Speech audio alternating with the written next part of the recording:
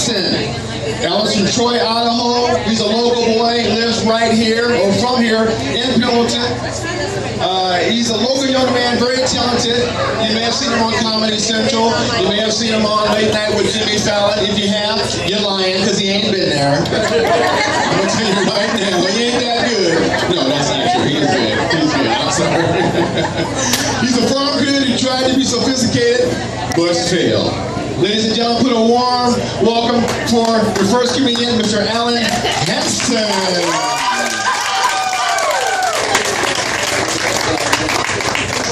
for that introduction. I have been on TV, but it was kind of split between Cops and America's Most Wanted. And let me tell you, I'm happy to be here in Pendleton. Let's give a shout out for Crabby's for all the work they do here. Especially the sound guy, and I shouldn't shout into the microphone, I take it.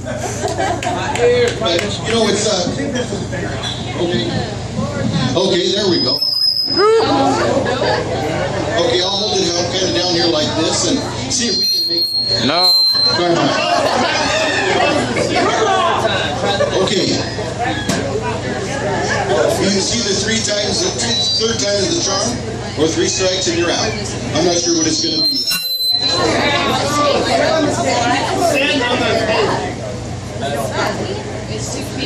That's better, I like that.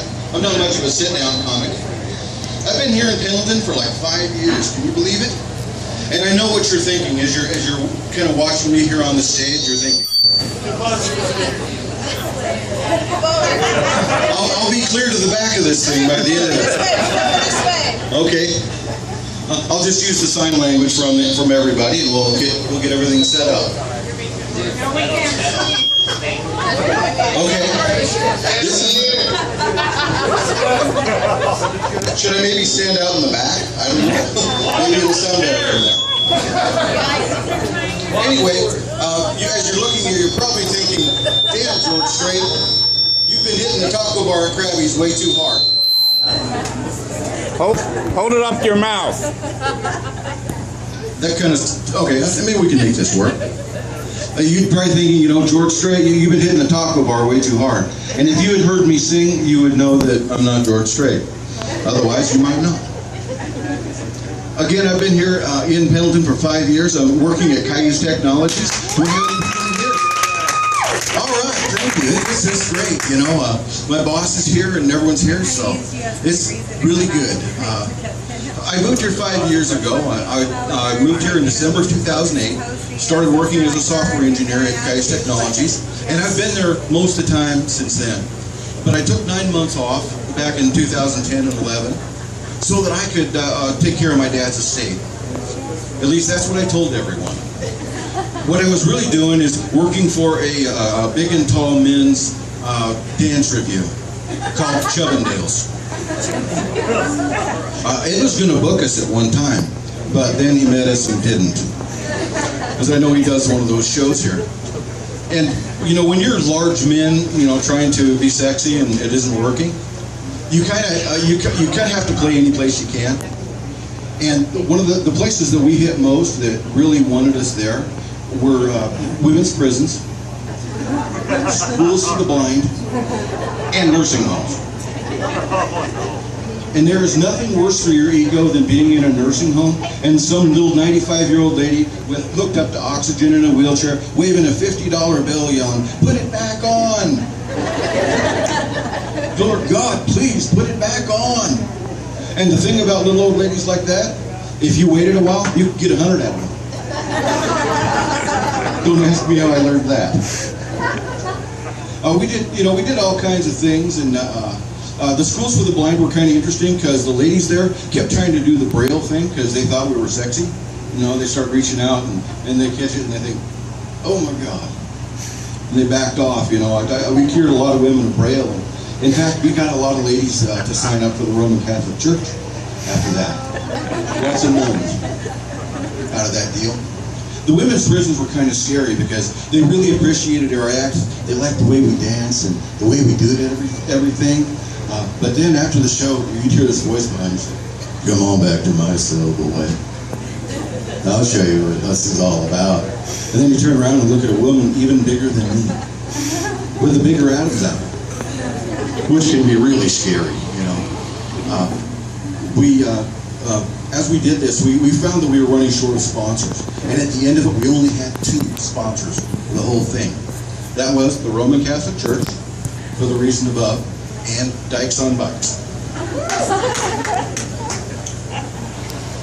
And what's weird is that those 2 groups don't usually get along very well, but they got along at our show because they always met their recruiting goal. Every time they didn't have to fight each other. There was plenty to choose from. And one of the things that I like about being here in Pendleton is I can wear my suspenders. Usually when I go someplace fancy like Bend or the Tri-Cities or anything, I wear my shirt over my suspenders. You know, so I'm trying to be sophisticated, and like Otis said, it didn't work. It still doesn't. But here I can kick back and I don't have to make up any excuses. You know, like when I play in college places, you know, I have to say, well, this is how I get in touch with my country roots, get back to my bucolic heritage. I don't know what those words mean, but apparently college people do and they like them. But as I said, I'm from Troy, Idaho. Does anybody know where Troy, Idaho is? Idaho, Troy. You know, and if I hadn't gone back for my class reunion 2 weeks ago, I wouldn't know either. But Troy, Idaho is a small town about the size of Echo. It's kind of like the North Hill in Pendleton, where everybody's been there forever and about half of everybody's related. Let me give you an idea.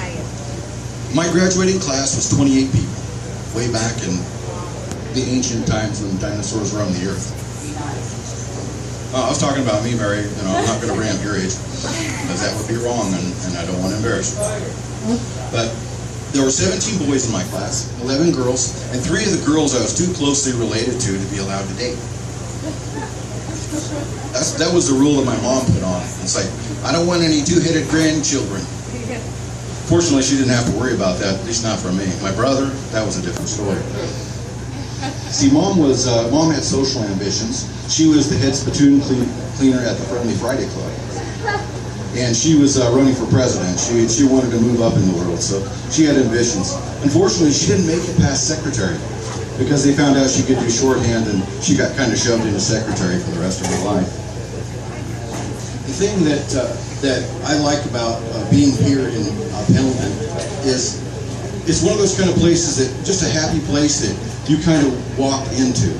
You don't really know how you got it. And I ask that question daily. How did I get here? Well, this is how I got here. In the fall of 2008, I was going to school at Lewis Clark State College in Lewiston, Idaho, and I pissed off the baseball team. I wrote a story in the student newspaper, which I worked for at the time as business manager, and the baseball team didn't like the story, so they pulled all the issues off of the shelves so that nobody could read it, because it was about a story, kind of a really sad story, about a guy whose girlfriend got pregnant and he tried to stomp the baby out. Nobody else would touch the story because the local media was getting too much advertising from it.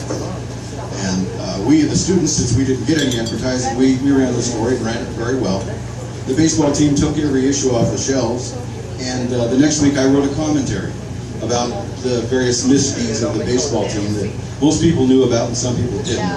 Well, if you've ever been to Lewiston, one thing you don't do, it's like, like the old Jim Croce song, you don't tug on Superman's cape, you don't spit it into the wind, you don't pull the mask off the old Lone Ranger, and you don't put down the baseball team. And I did. Now, I've been seeing a lady here in Pendleton that I met off of the internet on singlesnet.com. You can go there. They have a fine selection of ladies from Ghana that you can talk to. Just ask my friend here. And anyway, I got together with this lady, and things worked out pretty good. And my welcome had worn out in Lewiston, so hey, Pendleton's looking pretty good. I'd taken a few computer science courses and done pretty well in them. So I went up to Cayuse Technologies and interviewed and got a job as a software engineer on my birthday, which was kind of cool. Thank you. I'm just glad they took me back after Chubbindales. There was some argument about it. And so when I got here, my girlfriend at the time had told me that the nice thing about Pendleton is the winter weather's kind of like Lewiston. You get like an inch of snow, and it hardly ever gets cold, and if you even do get snow, it'll be gone by noon the next day, so you don't have to worry about winter driving and things. Does anybody here remember December of 2008? Yeah. Remember the 15 degrees below zero? Remember the 18 inches of snow that did not melt off by noon? That was what I came into, and as it turned out, that was the first thing that this lady told me that wasn't exactly true. Things like she wasn't exactly single yet. There were a number of other things. The relationship broke up in about 3 months, but the relationship with Coyote Technologies and the community has really come along. It's really set off. It sure lasted a lot longer and been a lot better to me. And I guess I believe that if you're going to live in a town, you should be one of those, you should be involved in your community. You shouldn't just sit there like a bump in a log. You should make your community yours. And this is what I have done. I'm involved in the Lions Club. If you go over to Roundup or PBR or something, you'll see me flipping burgers in the back. I've kind of been typecast. Apparently, I'm not the kind of person they put out in front. And apparently my whole line in life there with the Lions Club is to sling grease. And I do it very well, thank you. But it's a lot, and that's a lot of fun. Just getting involved in all the things they do. I'm involved in Toastmasters. That's where we give speeches, and we do leadership projects and things like that. It's a pretty cool thing to do. I enjoy it. It's a great place to work on my comedy because these people have sworn to be nice to me. So I can tell any lousy joke I want and they have to laugh. You know, it helps my ego if it doesn't help the quality of my routine. And I really love everything about Pendleton, but I'm getting to know a lot of people, and there are some things that are kind of happening that there's kind of a downside to it. And that downside is I grew up on a farm and ranch, so I know a lot of people that I'm starting to get to know and work, kind of hang out with the roundups and harvest and things with some of the local farmers and ranchers. And inevitably, because I am single and, you know, decent and not strung out on meth. Are you cheering that I'm not strung out on it, or are you cheering meth? Okay, thank you. Just check it, you know. You got to be careful. Don't want to offend anybody. But inevitably, it comes out like this, you know. The farmer and I are sitting there talking after a long day working the cattle. And he comes up to me and says, Al, you know, you could use a good woman, and I know that you like to eat. Hell, boy, your shadow weighs 40 pounds. And I just happen to have a daughter who's similar. Her name is Snarletta. And, you know, she's not much to look at in the face. She gets that from my mother-in-law. But I'll tell you, that girl can cook, and boy, you need something that can cook for you, because this is a lot better than the drive-thru crap you've been living on for a long time, apparently. And not only that, you should see the hips on this young woman. She gets that from her mom. And I'll tell you, she could give you some strong sons there. And you know, you're a little long in the thing, so you got to hurry it up.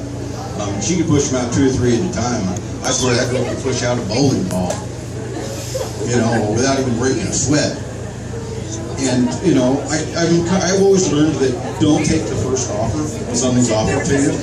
So that particular farmer, I've got him up to a triple wide and a job shoveling out the stalls if this computer thing doesn't work out. And I'm just kind of working him against other farmers now. I figure in about 5 years I'll have a really good wife and, you know, own half the town. Being firm. That's a great thing. Mary mentioned one of the great joys of living in Pendleton is my dog. I have like the coolest dog in the world. His name is Ferb, and he's half black lab and half border collie, which means he's afraid of the water and afraid of cows at the same time. He's a great pet and just a joy to be around. But as you've probably gathered from being around me, that I'm not like a normal person. I'm not one of those people that would settle down and become an accountant or anything like that. And a person as odd as I am is not going to get Lassie for a dog. My dog, I have this little side job that I do, working for Crow's Shadow Institute of the Arts with their website. And I took him to meet my boss, who's a very refined, dignified lady. Ferb comes in, she's petting the dog, telling him how nice he is, and he squats and takes a dump on her carpet. Which wouldn't be so bad, except this is, like I said, a very refined lady. And so we go around and clean it up, and we tried to make a joke out of it, you know. So, yeah, Ferb was extremely comfortable at your office there. Way too comfortable. He doesn't even do that at home, except outside. And I got to bring him to a softball game last night. And one of the cool things about that is that everybody loves Ferb, especially really pretty women. They just pet him and say how cute he is and how wonderful he is. And then he jumps on them. And they think it's cute. They think it's cute, you know, and I'm kind of jealous of Ferb because whenever I try to jump on him, you know, they call 911. So that's, you know, kind of the joy of what I'm doing there. As I mentioned, I just got through my 30th class reunion, and as I was in Troy there with my friend Carl.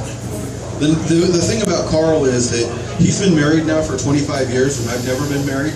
And after seeing what's going on with Carl, I'm not so sure I'm in a hurry, you know. Snorlett is just going to have to wait a while.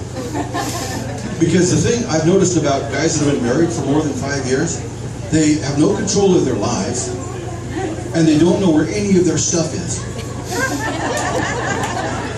We were setting up for this thing, for our class reunion, and I was in the kitchen with Carl. I can't use his real name. Don't tell Carl I use his real name. And we were hunting around the kitchen, and it took us 15 minutes to find the ice. And at that point, I realized this man knows where nothing is in his own house. He actually helped build this house and plan it. He drew up the blueprints. He can't find anything in his own home. It's like my other friend, John, and his wife, Laverne. I was meeting John, and we were talking about the old times, and decided we wanted to go golfing. Well, John said we were just talking about that, and I asked him, you know, when could we go? And he just kind of had that blank look at me like, and then he turned around and yelled, "Laverne, can I go golfing? Who you going with? Alan?" Oh, crap. I had that reputation among wives when I was in my younger days, and she remembered me from then. She goes, "Well, you can go, but you have to be back by 2 o'clock for that one meeting, and if you get busted, I'm not bailing either one of you out this time." So we got permission to go, and I was going to rent some clubs, and he says, "No, I got an extra set, no problem. You know, save the money. Well, you can use my clubs." And I thought that's cool, and then John got this look again. He said, "Laverne, where's my extra set of clubs?" And she goes, "Back where the lawnmower is." He goes, "Where's that?" And she goes, "Exactly."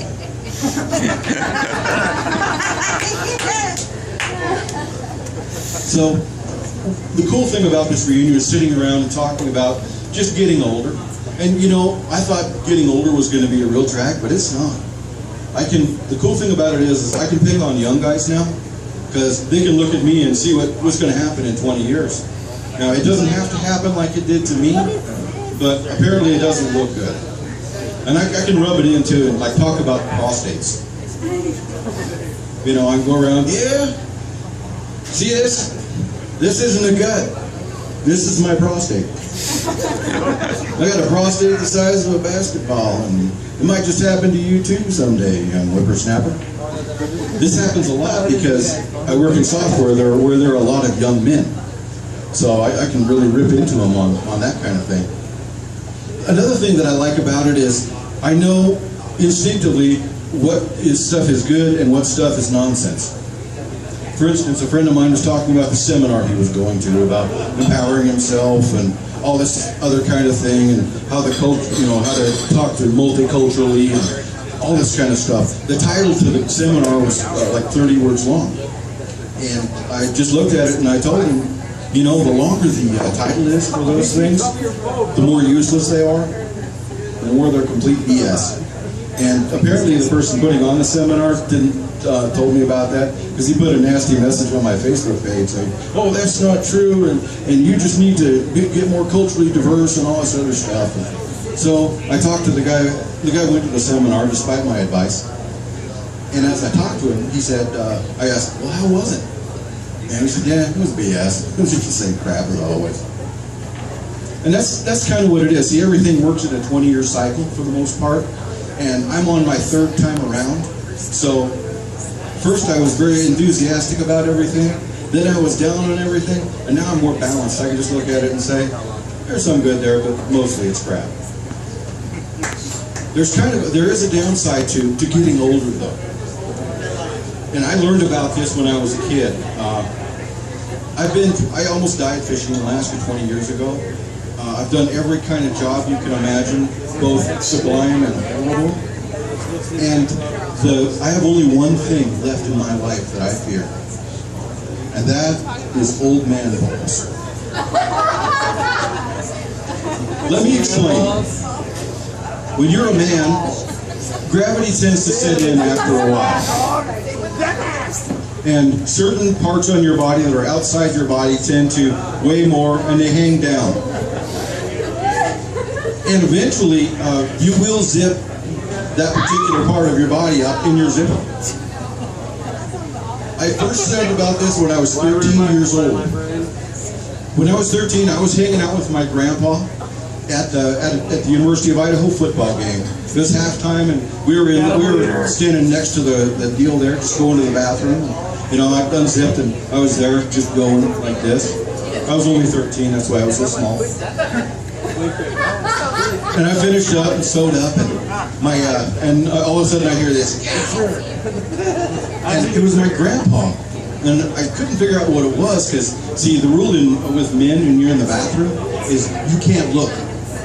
You can't look over and see what's going on. And just said, Grandpa, what is it? And he says, oh, I've got old man balls. I zip my balls up in the zipper. And I asked, do you want some help? What's the second rule of mandom? Don't help. If you're dying, you don't ask for it. And if you can see the guy's dying, you don't offer it. So, Grandpa got everything sorted out, and we went and watched the football game, and that was the last we heard of old man balls for a while. 15 years later, I'm out working, fixing fence with my dad out on the farm. We're going to the bathroom and doing our thing, unzip. See, after 15 years, things had grown. I needed 2 hands. And all of a sudden, I hear this, ow! And I looked over at my dad, and I knew what was going on, because I'm now experienced. And I decided to rub it in on my dad a little bit. Hey, Dad, is there a problem over there? No. You didn't zip your balls up in your zipper, did you? And he's like, shut up. You want some help there? Oh, hell no. Get away from me, boy. I brought you into this world, I can take you out. It's going straight into Bill Cosby. He must have been in real pain. And we basically got himself sorted out, and we got it done, and now it's 20 years later, and that's the one thing I'm dreading. That someday, somewhere, somehow, I'll be with some friends, draining everything. See, everything continues to grow loose. And it'll happen to me, and I'll be screaming, and some smart-ass little kid will say, what's going on? And I'll say, go away. I have no idea who you are. But anyway, folks, we've got a lot of great people tonight. Let's give it up for Crabby and for me. And we'll see you later, and we've got some more great comments coming. Thank you.